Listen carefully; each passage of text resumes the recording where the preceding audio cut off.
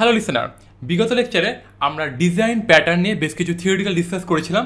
তো আমরা এখন অলরেডি সবাই জানি যে সিঙ্গেলটন ডিজাইন প্যাটার্ন অ্যাকচুয়ালি কীভাবে আসলো, এবং আজকের লেকচারে আমরা জাস্ট এটাকে প্র্যাকটিক্যালি ইমপ্লিমেন্ট করব। এবং আমি কিন্তু প্রিভিয়াস লেকচারে এটাও ডিসকাস করেছিলাম যে সিঙ্গেলটন ডিজাইন প্যাটার্ন যদি আমি ইমপ্লিমেন্ট করতে চাই তাহলে কী কী বিষয় আমাকে মাথায় রাখতে হবে। তো আশা করি আপনাদের এগুলো মনে আছে। তো আমি এখন করি কি যে ইনক্যাপসুলেশন এই প্যাকেজের মধ্যে কাজ করতে পারি, অথবা আমরা একটা যেহেতু একটু ডিফারেন্ট টাইপের একটা কনসেপ্ট, তো সেটার কারণে আমরা একটা প্যাকেজ ক্রিয়েট করে নিই, যে প্যাকেজের নাম আমি দিতে পারি যে ডিজাইন প্যাটার্ন। হ্যাঁ, এইটার মধ্যে আমরা একটা ক্লাস ক্রিয়েট করি। তো ক্লাসের নাম আমি দিতে পারি যে কোনো ক্লাস, আপনি নর্মাল স্টুডেন্ট ক্লাসই খুলেন। ওকে, ফাইন। এবং আমরা ঠিক আগের মতো সেম একটা ক্লাস ক্রিয়েট করি, সেটা হলো কি টেস্ট স্টুডেন্ট। ওকে, এখন আমরা প্রিভিয়াস লেকচারে মানে থিওরিটিক্যাল ডিসকাসের আগে যে লেকচারটা ছিল ইনক্যাপসুলেশনে, সেখানে আমরা দেখেছিলাম যে আমি যদি কোনো ক্লাসকে ইনক্যাপসুলেট করতে চাই 100%, তাহলে আমাকে ওই ক্লাসের সমস্ত ফিল্ডগুলোকে আমাকে প্রাইভেট ডিক্লেয়ার করে দিতে হবে। তো আমি আরও বলেছিলাম যে আমরা যদি কোনো একটা ক্লাসকে আরও ইনক্যাপসুলেটেড করে তুলতে চাই বা আরও প্রোটেক্টেড করে তুলতে চাই, তাহলে আমাকে কী করতে হবে, ওই ক্লাসের কনস্ট্রাক্টর সেটিকেও প্রাইভেট ডিক্লেয়ার করে দিতে হবে।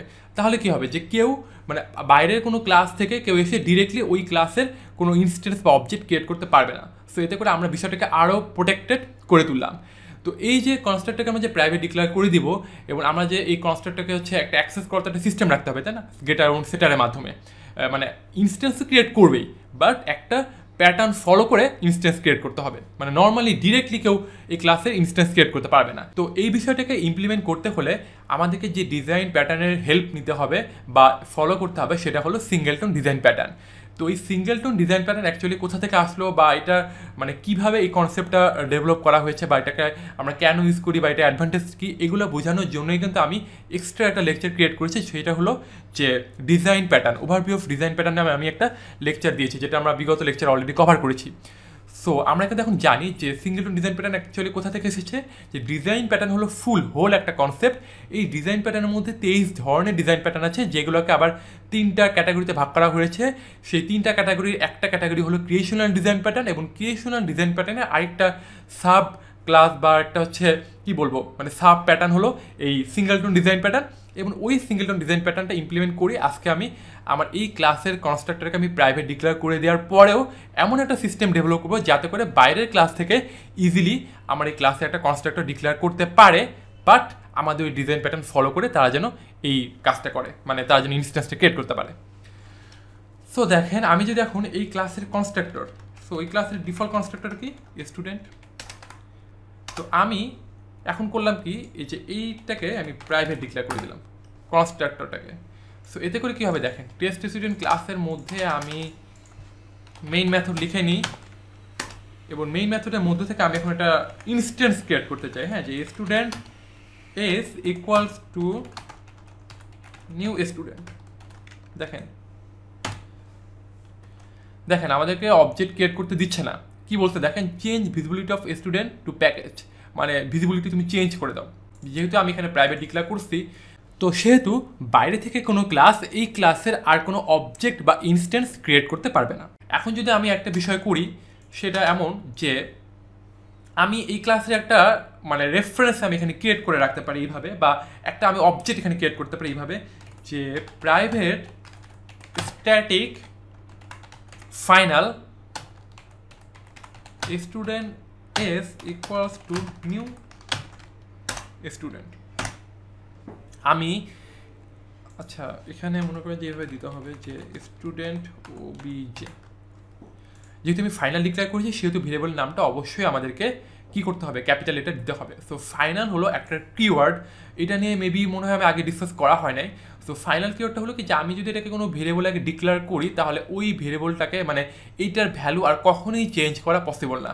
মানে স্ট্যাটিক হলে আমি দেখেছিলাম কি, স্ট্যাটিকের ব্যাপারে আমরা অলরেডি জানি যে আমি যদি স্ট্যাটিক ডিক্লেয়ার করে দিই, তাহলে কি জাস্ট এটা ওয়ান টাইমের জন্য একটাই মানে মেমোরি স্পেস অ্যালোকেট করবে মানে এই ভেরিয়েবলের জন্য, যাতে করে যে কোনো অবজেক্ট যদি এসে এই ভ্যালুটা চেঞ্জ করে দেয়, তাহলে ওই ভ্যালুটা কী থাকবে, সো এই ভ্যালুটা ধরে থাকবে। আর যদি আমি ফাইনাল ডিক্লেয়ার করে দিই তাহলে কি হবে যে মানে এখন এটার ভ্যালু আর কেউ চেঞ্জ করতে পারবে না বা এটাকে কেউ আর মডিফাই করতে পারবে না, আমি একদম ফাইনাল ডিক্লেয়ার করে দিয়েছি। তো এই ক্ষেত্রে আপনার যে সমস্ত ভেরিয়েবলগুলো খুব ক্রিটিক্যাল, যেগুলোকে মানে চেঞ্জ করলে অনেক বড় ধরনের ঝামেলা হতে পারে বা যে কেউ যদি অ্যাক্সিডেন্টালি কোনো ভ্যালু চেঞ্জ করে দেয় তাহলে অনেক বড় ধরনের প্রবলেম ক্রিয়েট হবে। তো সেই ক্ষেত্রে আপনি ওই সমস্ত ভেরিয়েবলগুলোকে অবশ্যই ফাইনাল ডিক্লেয়ার করে দিবেন। Okay fine. সো আমি এখন কনস্ট্রাক্টর ডিক্লেয়ার এখানে হচ্ছে প্রাইভেট করে দিছি। তো এখন আমি একটা কাস্টম একটা হচ্ছে কি বলবো কাস্টম একটা মেথড আমি ক্রিয়েট করব, যেই মেথডের মাধ্যমে অ্যাকচুয়ালি যখনই কোনো ক্লাস এই মেথডটাকে কল করবে তখন সে এই ক্লাসের জন্য স্টুডেন্ট ক্লাসে একটা ইনস্ট্যান্সটাকে রিটার্ন করে দেওয়া হবে, তাকে পাঠিয়ে দেওয়া হবে। তো আমি এখানে একটা মেথড ডিক্লেয়ার করি, সেটা হলো পাবলিক স্ট্যাটিক কি দিব, যেহেতু মেথডটা টাইপ হবে রিটার্ন টাইপটা হবে স্টুডেন্ট টাইপের, তাই না? যেহেতু এই মেথডটা কী হবে, মেথডটা রিটার্ন করবে কি এই স্টুডেন্ট ক্লাসের একটা ইনস্ট্যান্স বা একটা অবজেক্ট রিটার্ন করবে। সো রিটার্ন টাইপ যদি স্টুডেন্ট ক্লাস হয় তাহলে কি আমাদের এখানে অবশ্যই রিটার্ন টাইপটা কি স্টুডেন্ট দিতে হবে, আশা করি বুঝতে পেরেছেন। তো স্টুডেন্ট দেওয়ার পর আমি মেথডটার নাম দিলাম যে গেট স্টুডেন্ট ইনস্ট্যান্স। মানে মেথডটা দেখে অ্যাকচুয়ালি বোঝা যাবে যে গেট স্টুডেন্ট ইনস্ট্যান্স, তার মানে কি মেথডটা কি গেট স্টুডেন্ট ইনস্ট্যান্সই সে হচ্ছে রিটার্ন করবে, আর কিছু করবে না। এবং এই মেথডের মধ্যে আমি জাস্ট ছোট্ট একটা কাজ করব, সেটা হলো রিটার্ন করে দিব কি এই স্টুডেন্ট ওবিজে, এটাকে আমি রিটার্ন করে দেবো। হ্যাঁ, খুব সোজা, এটাই কিন্তু একটা ডিজাইন প্যাটার্ন এবং এটাকে আমরা বলে থাকি ইগার ইনিশিয়ালাইজেশন, মানে সিঙ্গেলটন ডিজাইন প্যাটার্নের একটা অ্যাপ্রোচ। এটা হলো একটা অ্যাপ্রোচ। এতে করে কি হবে দেখেন, আমি কাজ করব, এটা থাক, এটা আপাতত থাক। হ্যাঁ, আমি করলাম কি যে স্টুডেন্ট, হ্যাঁ স্টুডেন্ট ক্লাসটা আমি নিই, স্টুডেন্ট দিয়ে যদি ডট দেই তাহলে আমি গেস্ট স্টুডেন্ট ইনস্ট্যান্স এই মেথডটাকে আমি কল করতে পারবো। সো দেখেন আমি এই মেথডটাকে অ্যাকচুয়ালি স্ট্যাটিক ডিক্লেয়ার করে এটাই কারণ ছিল, যাতে করে আমি যদি স্ট্যাটিক ডিক্লেয়ার না করতাম তাহলে এই মেথডটাকে যদি কল করতে মানে হতো, কোনো ক্লাস থেকে যখন এই মেথডটাকে কল করবে তখন তো এই মেথডটাকে এমনি এমনি কল করতে পারবে না, অবশ্যই এই ক্লাসের একটা অবজেক্ট ক্রিয়েট করতে হবে এবং অবজেক্টের রেফারেন্স ধরে কল করতে হবে। সো আমি যেহেতু অবজেক্ট ক্রিয়েট করার কোনো অপশনই রাখলাম না, সো আমাকে তো একটা অপশন রাখতে হবে যাতে করে মানুষ মানে এই ক্লাসটাকে ধরে অ্যাকচুয়ালি মানে মেথডটাকে কল করতে পারে। সো এই কারণে আমি স্ট্যাটিক ডিক্লেয়ার করলাম। যদি আমি স্ট্যাটিক ডিক্লেয়ার না করতাম তাহলে কিন্তু আমি এইভাবে লিখতে পারতাম না। সো স্ট্যাটিক ডিক্লেয়ার করে দিলাম যাতে করে খুব সহজেই আমি ক্লাস নেম ধরে আমি মেথডটাকে কল করতে পারি। সো এই মেথডটা অ্যাকচুয়ালি রিটার্ন করবে কি, রিটার্ন করবে সে হচ্ছে স্টুডেন্ট একটা অবজেক্ট রিটার্ন করবে। তো সেহেতু এটাকে আমি এই স্টুডেন্ট এস একটা রেফারেন্স ক্রিয়েট করে এটার মধ্যে ইজিলি রাখতে পারি না, দেখেন কোনো ইরর নাই। বিকজ আমরা কী করতাম, student S equals to new student দিতাম, তাই না? নিউ স্টুডেন্ট মানে কি একদম ডিরেক্টলি একটা অবজেক্ট ক্রিয়েট হতো। সো এখনও তো আমরা সেই কাজটাই করলাম যে আমরা মেথড কল করলাম। সো এই মেথডটা অ্যাকচুয়ালি কল হবে এবং এই মেথডের মধ্যে কী হবে, এই ক্লাসটা অ্যাকচুয়ালি লোড হবে। যখন এই ক্লাসটা লোড হবে মানে এই ইগার ইনিশিয়ালাইজেশনের মেইন যে একটা কী বলবো ওটাকে হচ্ছে বলা যায় মেইন যে একটা ড্রব্যাক বা মেইন যে একটা ল্যাকিং, সেটা হলো যখনই এই ক্লাসটা লোড হবে সাথে সাথে এই ক্লাসের একটা ইনস্ট্যান্স ক্রিয়েট হয়ে যাবে এবং যখন আমরা এই মেথডটা কল করবো তখন আমরা ওই ইনস্ট্যান্সটা মানে আমাকে রিটার্ন করে দেওয়া হবে। সো দেখেন এখন যদি আমি এস ডট দিয়ে সাপোজ আমি এই ক্লাসের মধ্যে একটা ভেরিয়েবল ডিক্লেয়ার করে রাখলাম ইন্টিজার এ ইকুয়ালস টু 5, আমি যদি এখন জাস্ট এখানে আউট ডট প্রিন্ট এটার মধ্যে যদি আমি এস ডট দিয়ে আমি এখন করি এ দিই, আমি ইজিলি এখন আমাকে দেখতে পাচ্ছি যে এ ইকুয়ালস টু 5 দেখতে পারতেছি। তো এখন কি আপনারা এই ইগার ইনিশিয়ালাইজেশন এই অ্যাপ্রোচটাকে আপনি বুঝতে পেরেছেন যে ইগার ইনিশিয়ালাইজেশনের মেইন যে একটা ড্রব্যাক সেটা হলো যে যদি এমন হয় যে আমাদের অ্যাপ্লিকেশন থেকে অবজেক্ট দরকার হচ্ছে না, আমাদের ইনস্ট্যান্স দরকার নেই, মানে অ্যাপ্লিকেশনে কোনো রিসোর্স আপাতত এই ক্লাসের কোনো ইনস্ট্যান্স ক্রিয়েট করা বা দরকার নেই, বাট সেই ক্ষেত্রেও যখন এই ক্লাসটা ফার্স্ট টাইম লোডিং হবে দ্যাট মিনস অবজেক্ট ক্রিয়েশনের সময়ই একদম ফার্স্ট টাইমের সময় এই অবজেক্টটা ক্রিয়েট হয়ে যাচ্ছে। বাট আমরা কিন্তু দেখা যাচ্ছে চাচ্ছি না, অবজেক্ট আমরা চাচ্ছি না, বাট তারপরও ক্লাস লোডিংয়ের সময় অবজেক্টটা ক্রিয়েট হয়ে যাচ্ছে। বাট আমাদেরকে এমন সিস্টেম করতে হবে যে শুধুমাত্র অন ডিমান্ড অবজেক্ট ক্রিয়েট হবে, এরকম সিস্টেম করতে হবে যাতে করে যখন কোনো ক্লাসের অ্যাকচুয়াল দরকার হবে যে হ্যাঁ এই ক্লাসের একটা ইনস্ট্যান্স দরকার হবে, শুধুমাত্র যখন সেই গেট স্টুডেন্ট ইনস্ট্যান্স এই মেথডটা কল করবে তখনই এই ইনস্ট্যান্সটা অ্যাকচুয়ালি ইনিশিয়ালাইজ হবে, মানে ক্রিয়েট হবে। বাট এখন কিন্তু কি এটা হচ্ছে না, এখন কিন্তু কি একদম ক্লাস লোডিংয়ের সময়ই এইটা হচ্ছে মানে ইনিশিয়ালাইজ হয়ে যাচ্ছে। তো এই ইগার ইনিশিয়ালাইজেশনের মতো আরেকটা অ্যাপ্রোচ আছে, সেটা হলো স্ট্যাটিক ব্লক ইনিশিয়ালাইজেশন। এটাও সেম, এটাও একই ইগার ইনিশিয়ালাইজেশনের মতনই। তো এটাও আমরা দেখে নিই। আচ্ছা, আমি এটার মধ্যে কাজ করি, এইটার মধ্যে আমি কাজটা করে ফেলি। হ্যাঁ, সো স্ট্যাটিক ব্লক ইনিশিয়ালাইজেশনে যেটা আমাদের করতে হবে সেটা হলো আমরা এই স্ট্যাটিক ব্লক এই অ্যাপ্রোচে আমরা এখানে অবজেক্টটা ক্রিয়েট করব না এবং আমরা এখানে ফাইনালও দিব না। আমরা শুধুমাত্র এইভাবে, যেহেতু আমি এখানে ফাইনাল দিচ্ছি না, তো সেই ক্ষেত্রে আমাকে অবশ্যই এটা ছোটো হাতে লিখতে হবে আর কি, মানে লেখা উচিত। সো আমরা কি করলাম, জাস্ট হচ্ছে একটা রেফারেন্স নিয়ে রাখলাম যে প্রাইভেট স্ট্যাটিক স্টুডেন্ট ওবিজির একটা রেফারেন্স ক্রিয়েট করলাম। এখন আমরা কি করব, যে কনস্ট্রাক্টরটাকে হচ্ছে আমরা এই করে দিই ফার্স্টে, যেটা কাজ আমাদের ক্লাসটা একদম পুরো প্রোটেক্টেড হয়ে গেল। কনস্ট্রাক্টরকে প্রাইভেট ডিক্লেয়ার করা মানে কি একদম ফুললি ইনক্যাপসুলেটেড।